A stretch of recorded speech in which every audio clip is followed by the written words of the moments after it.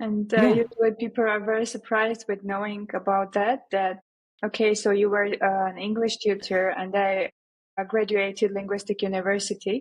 And why I appear generally in IT. When I came to the office and they started the interview, I understood that, okay, this is not actually for the teacher or like a tutor. It's more about like a salesperson that just need to know to know English. I can communicate with customers and basically like sell the service that they were providing. And yeah, that's basically how I appeared accidentally in the IT world. Have you said yes to a job only to realize in a few weeks that you don't have any idea what you're doing, and maybe it's not even the right role for you? And in the episode today, we're talking about exactly that. How do you move from accidentally in tech to leading complex digital projects and eventually sitting in the C-suite without a computer science degree and while navigating a very traditional culture? Hi, and welcome to From a Woman to a Leader podcast. My name is Limor Bergman Gross. I'm a former director of engineering, and I turned into an executive coach for women in tech. And if you ever felt stuck, overlooked, or like you're doing everything right, but still not getting the recognition you deserve, this podcast is for you. And each episode brings real stories and practical strategies for women who have built bold, impactful careers on their own terms. If you want to grow your confidence, influence, and leadership without pretending to be someone you're not, hit subscribe and join me on Substack. Your next level start here. And today, I'm speaking with Mariam Chtchyan. She is a former Chief Operating Officer at HackTech and now Associate Partner at Civitta, where she leads digital transformation and delivery for clients across Europe. Mariam actually started her career as an English tutor. No sales experience, no tech background. She landed in a sales role in an IT company, almost by accident, struggled for months, and then had the courage to say, this isn't working for me, but I still want to be in tech. And in our conversation, she shares how she made a shift into project management. She learned the technical side by carrying a notebook everywhere and eventually grew into the COO role. All of that in about 7 years. We also talk honestly about what it means to build a career as a woman in Armenia, where it is still common to hear women say, my husband allowed me to work. I couldn't believe that it still exists. And Mariam opens up about the comments she heard as a female manager, like, you're too emotional to handle this, and how she turned that supposed weakness into a strength. So if you're trying to pivot into tech, if you feel behind because you did not start as a developer, or if you're fighting cultural expectations at home while growing your career, this episode is for you.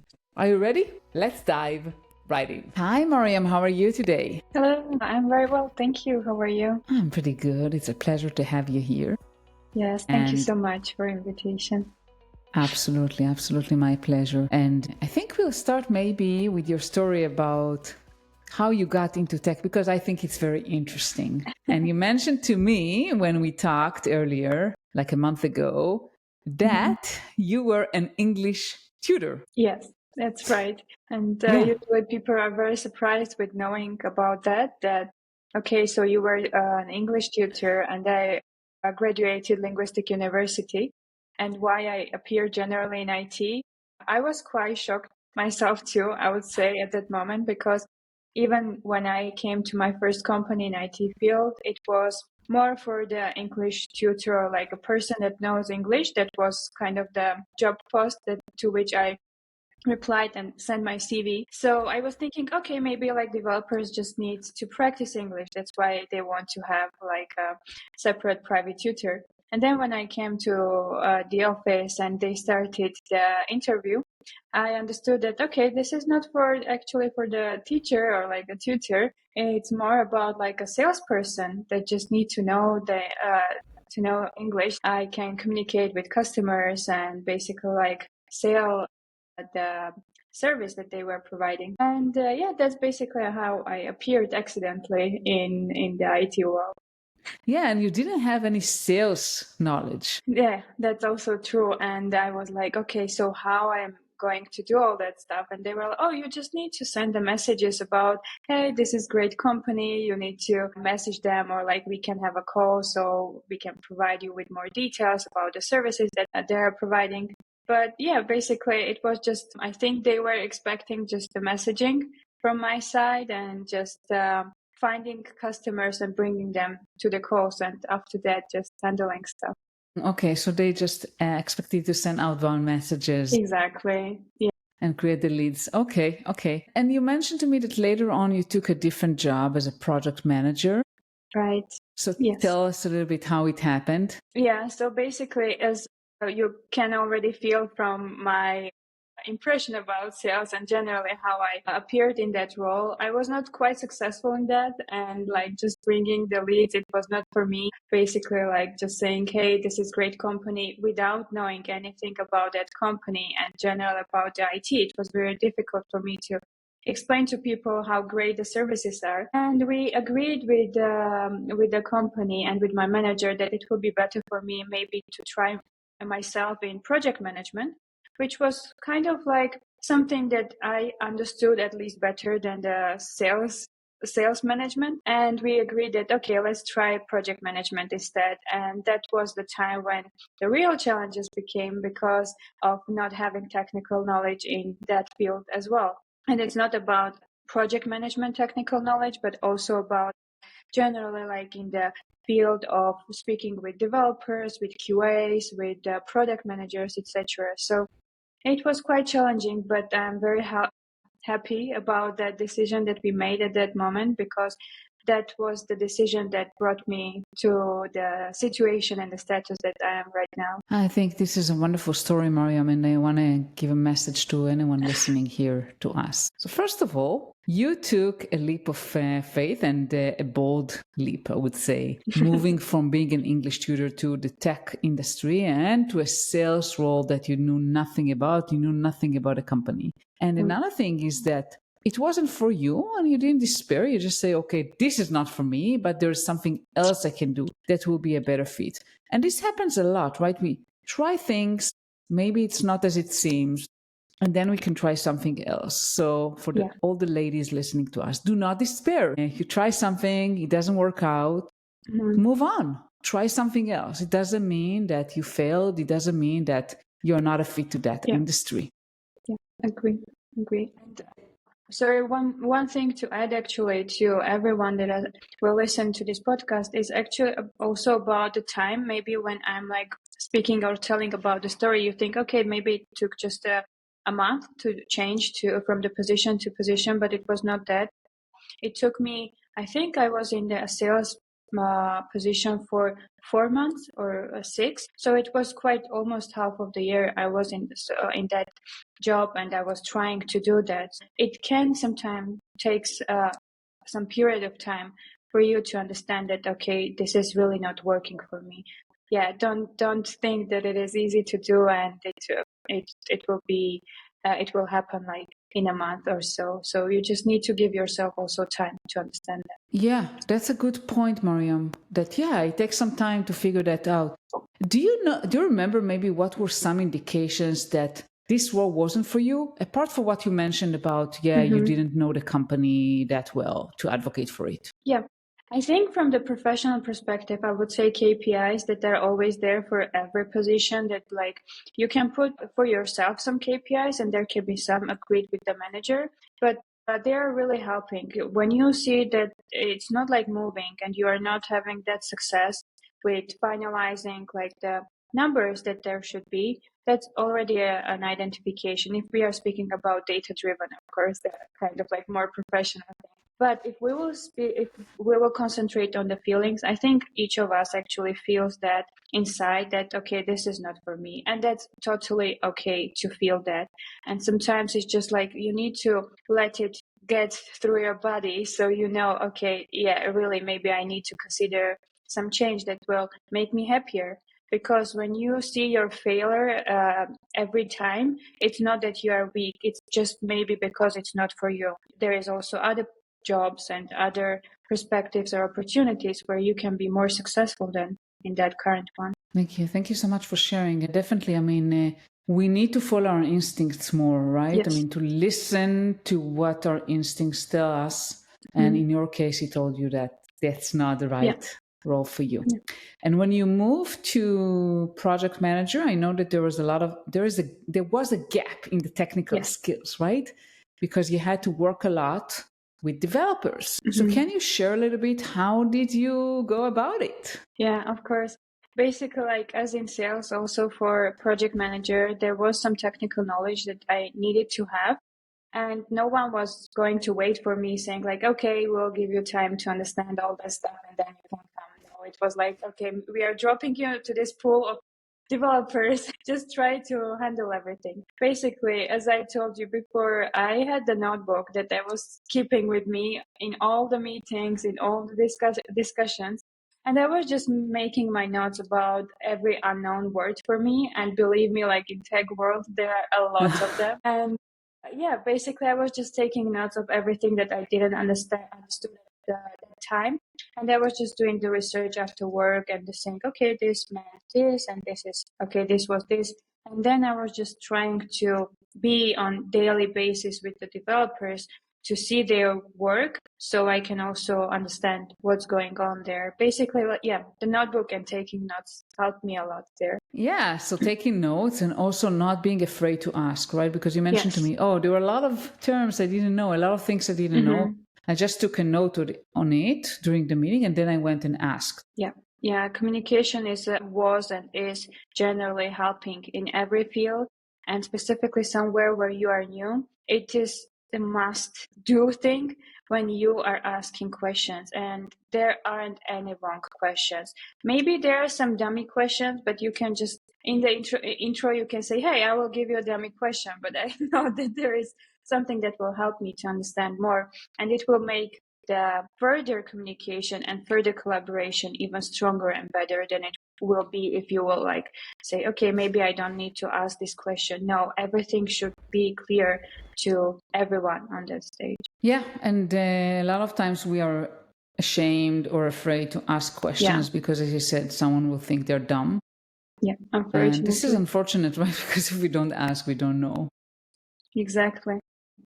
So definitely asking questions is important and not being afraid. Yeah, definitely. I think it's not being afraid and having the confidence, because sometimes even like if you have that confidence and you are showing that you're confident, some of your dummy questions will actually be pretty smart ones if you're asking them in very confident way. And again, I mean, when you are in the team, I think the first thing that you should do is actually make that atmosphere of, and specifically being a manager and working with the team. It's the thing to make that atmosphere where everyone feels that confidence. It's not only you, but also others, because maybe they know more and they can explain better than they do. So why not to give that confidence to everyone? So it's like more transparent, more relaxed communication that will help everyone to boost the success. Definitely, there could be instances of people that will judge you. And of course. But you know, the best tip I can give to women who are facing this, if you ask a question and someone is kind of, giving you a reaction that makes you feel stupid, just ignore it. It's more about them than about you.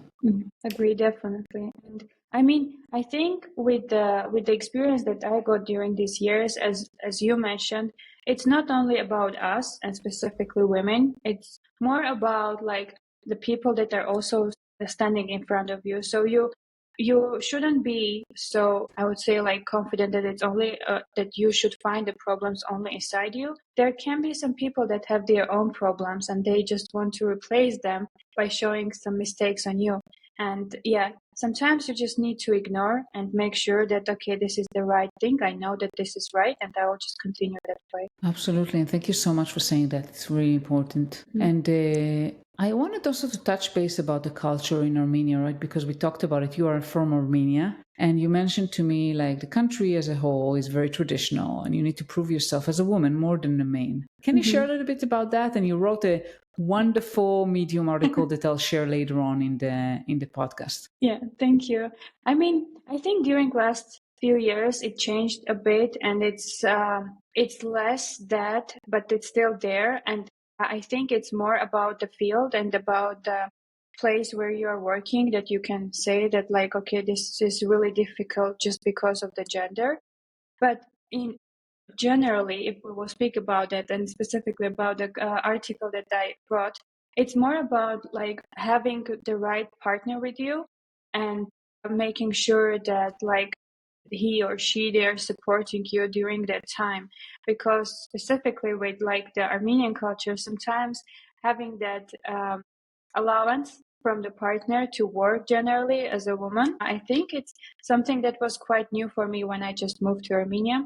Specifically living in European country, it was quite a culture shock for me. But then you are just getting used to it. And sometimes, and I can bring the example on myself, sometimes it's just making you stronger and you are becoming a better communicator and better person generally when you have these challenges and you have that field where you should prove yourself before even getting to some progress or success in your career specifically. Do you have anything in mind that you would like to share about like experiences you had that made you stronger? Yeah, of course. I mean, I think generally when we are speaking about women in tech, sometimes there is this misunderstanding.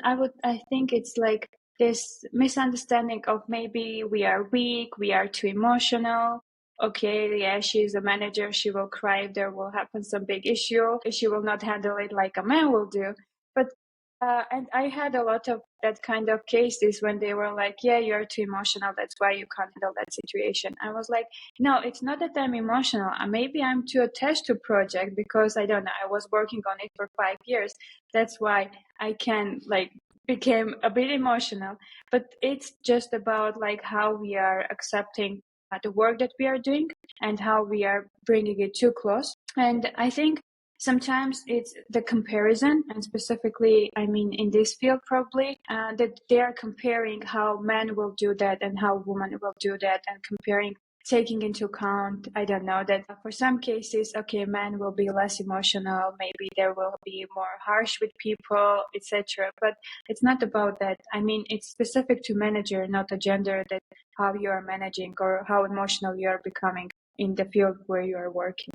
Yeah, for sure. I think we are all emotional in our own way, by the way, Yes. and I don't like when people say, oh, you're emotional because you're a woman. We all have emotions. We just show them differently. Exactly. Yeah.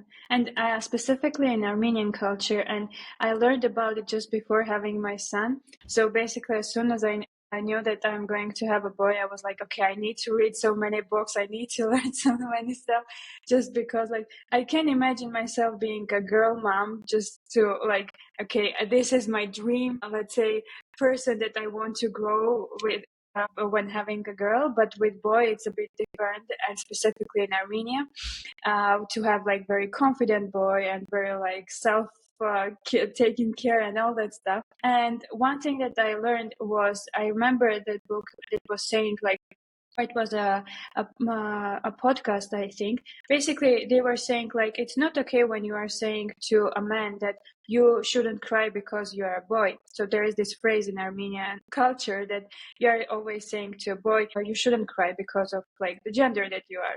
And I was like, no, that's not okay. And sometimes when they listen to this or like they hear it growing up, they are just closing inside of them every emotion that they have, and that's making them even like harsher person, or like difficult to generally say about their emotions and tell about what they feel. So now I'm always like, you need to tell me what you feel. Like if you're upset, it's fine, you can just tell me, etc.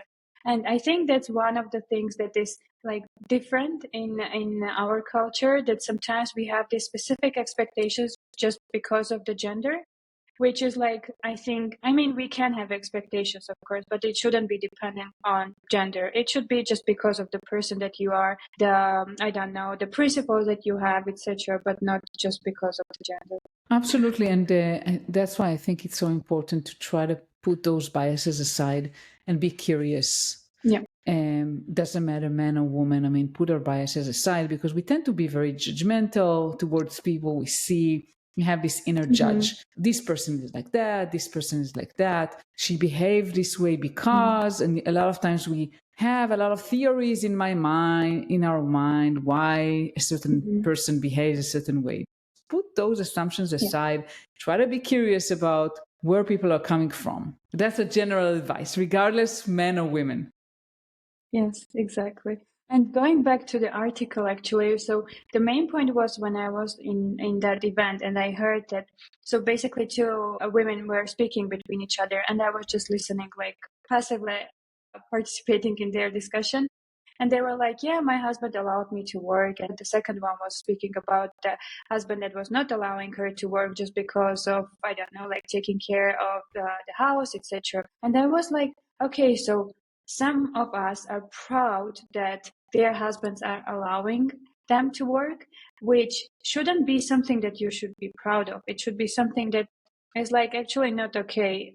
There shouldn't be this understanding of allowing woman to work. It should be that you agree that she wants to work. And I think it's very common, specifically in our culture, when men think that they have this authority to allow or like to say, yes, you can do something. But it's not that they need to allow. It should be something that you are just agreeing with. Any advice to Armenian women who face challenges with their spouse? I think it's all about communication. A lot of women now, even in Armenia, and maybe it's not specifically to Armenia, but generally, that we are not speaking enough and we are not explaining the feelings that we have. And sometimes we are like, okay, I will just not tell, or I will just not speak because it will make stuff harder or like more difficult, but it's not about that. As you are not being afraid of getting challenges in the work, the same way you shouldn't be afraid of getting into those challenges in your life. And it's just about the communication. You need to find a way. I'm not saying like there are a lot of people, and I can bring the example on myself.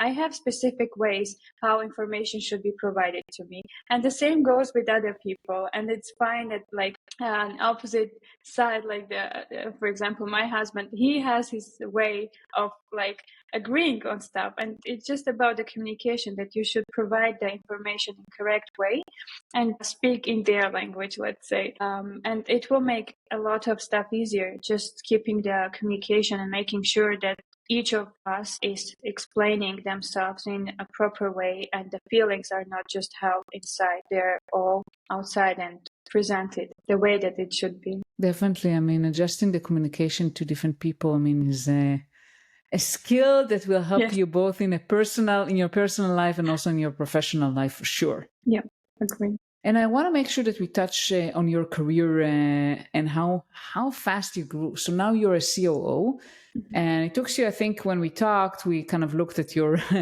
I looked at your resume and see like, okay, within about 7 years, you're able to go from a relatively junior position to the C-suite. Yeah. What's your secret? Tell us. Well, I think the first thing that I should be very honest about is the size of the company.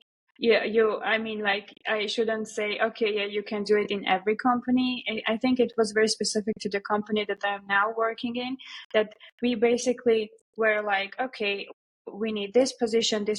And as you said, like in my CV, you can see the gradual scale of my career path. And it was not just, yeah, okay, Mariam deserves to be a COO. It was more about like the skills that I had that developed themselves, and I was able to manage more and more stuff that allowed me to become to this position that I am right now. But again, it's more about finding the right company where you have the opportunity to grow and you have that space where you can see that you can put, for example, like the objectives in front of you and the key results, etc., which will allow you to become better version of yourself and stronger person in the work, specifically like a stronger manager or the leader. I'm sure it wasn't just because the company, I mean, I understand the company is small, which allows maybe room for growth, but I'm sure not everyone grew from a junior position to a C-suite in 7 years. Can you maybe think about what things that you have done? So you mentioned kind of setting your KPIs and being very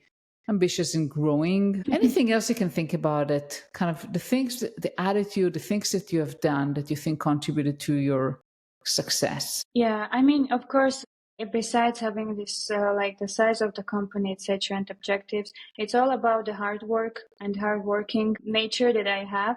That I'm general, like in my life, I know that it's because of how hard I work on something that I'm getting to the goal or like to the success that I have. And sometimes it's about also not being afraid.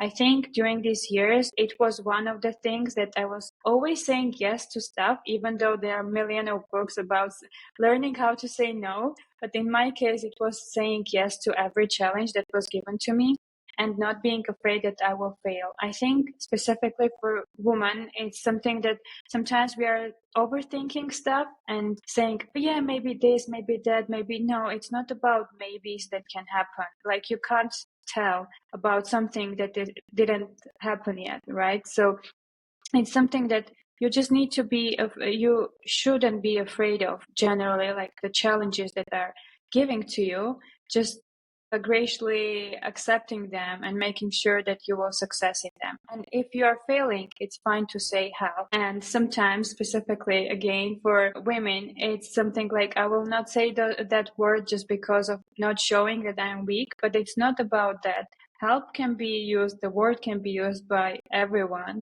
And if you want to get to that success, it's always about saying help at the right time, not just like waiting and then saying, okay, I just failed. No, there are people that are ready to support. You just need to ask for it. So wonderful. Yeah. Okay, now you're talking.